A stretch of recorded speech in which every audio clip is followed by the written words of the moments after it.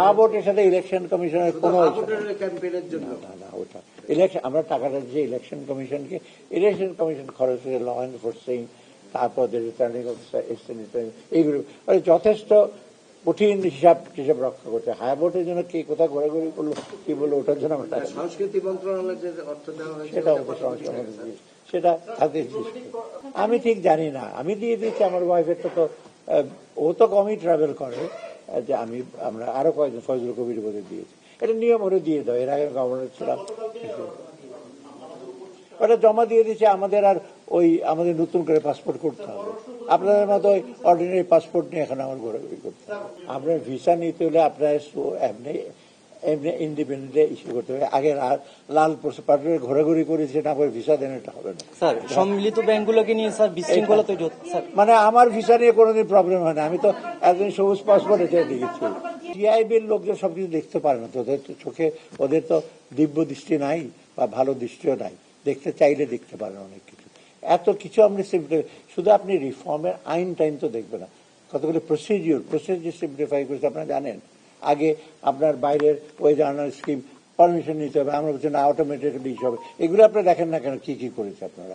অনেকে ওনার টিআইবি বসে না টিআইবির প্রসঙ্গটা এখনো কিন্তু আমি বদনাম করছি না, মানে আমি বলি যেগুলো ফান্ডামেন্টাল জিনিস যেগুলো তোমরা একটু দেখো, আর না দেখার ইচ্ছা থাকলে তো অনেক কিছু করা যায়। আমাকে কোনোদিন দেখছেন বাইরে থাকতে আমি না দেখার ভান করে আলোচনা কথাবার্তা ক্রিটিসাইজ করেছি? আমি সব সময় কিন্তু বেসিক জিনিসের উপর কথা বলেছি।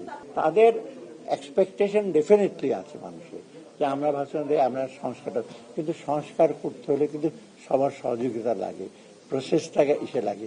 ওইটা ঠিক করতে আমি ভেতরে দেখেছি প্রসেস এত গলদ, আপনি চিন্তা করতে পারেন ভেতরে যারা, আমি তো ভেতরে আছি, তো একটা কিছু করতে গেলে আমার তবু তো আমি ফাইন্যান্স মিনিস্ট্রিতে অনেক কিছু ইউজ করে দিয়েছি।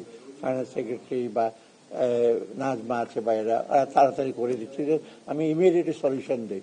অন্যরা তো পারছে না, দেখেন না তাদের তো অনেক ফ্রাস্ট্রেশন আছে অনেক অ্যাডভাইজারের।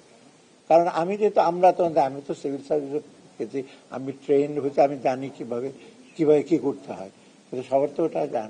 আবার সহযোগিতা না পেলে কিন্তু ডিফিকাল্ট। আমি ফ্র্যাঙ্কলি বলি বাংলাদেশের মতো জায়গাটা কাজ করতে রিয়েলি ডিফিকাল্ট। মানে এখানে প্রসেসগুলো এত কমপ্লিকেটেড, এত বেশি ইন্টারভিউ উইথ প্রবলেম, এটাতে জট ছাড়ানো থাকে। ব্যুরোক্রেসি একটা পার্ট, ডেফিনেটলি ব্যুরোক্রেসি একটা পার্ট। তারপর আছে আমরা সিস্টেমটা যারা করেছে, আইনগুলো যেটা করেছে তারও ঠিক আইনগুলো ভালোভাবে করে নাই। এই দেখেন না ব্যাংকে আমার সময় 2 জন না 3 জন ছিল, হঠাৎ করে আর পরের মন্ত্রী 6 জন না কয়জন করে দিল, মানে ওই যে মালিক। তো এইগুলো তো আমি তখন বলছি উল্টো হতে যাওয়া, যে সামনের দিকে যাবেন পেছনে চলে আসছে। আমাদের আইনগুলো যে প্রণয়ন হয় সেই যে সুষ্ঠুভাবে করা। আমি মনে করি একটা সন্তোষজনক জায়গায় সামনে যে গভর্নমেন্ট নেবে ওদের জন্য তেমন কোনো অসুবিধা হবে। সর্বোচ্চ ঋণ আমি শোধও দিয়েছি, $6 বিলিয়ন শোধ দিয়েছি। মানে যে ঋণটা আমি ফেরত দিচ্ছি আমার কাজগুলো করতে হবে না পাবলিক সেক্টরে। না, ডেভেলপমেন্ট ওয়ার্ক থেমে গেছে, কারণ আমরা ওই আগের মতো তো আর কর্ণফুলীর টানেল দিয়ে 800 কোটি টাকা দিয়ে আমরা তো রেস্ট হাউস করি না, লোন করতে যেহেতু অনগোয়িং যেগুলো ছিল সেগুলো আমরা তো মানা করিনি। না, এটা কালকে তো পরশু এমপ্লয়মেন্টটা আমাদের মেজর চ্যালেঞ্জ। এমপ্লয়মেন্ট আমরা করতে পারি নাই, কারণ এমপ্লয়মেন্টের জন্য দরকার ছিল আসলে স্মল মিডিয়াম ওই ছোট ইন্ডাস্ট্রিগুলো ইস্যু করা। সেখানে আবার আমাদের টাকা পয়সা তো ছিল না, বাংলাদেশ এবং চেষ্টা করেছে, কিন্তু বড় বড় ফ্যাক্টরি যেহেতু এমপ্লয়মেন্ট সিচুয়েশন মানে লেবার ইন্টেন্সিটি কম, ওইগুলো অনেক ব্যাপার স্যাপার আছে। সন্তোষজনক মানে যে স্টেবল জিনিসটাকে ওরা সামনে নিয়ে যেতে পারে, আগের মতো নড়বড় অবস্থা না।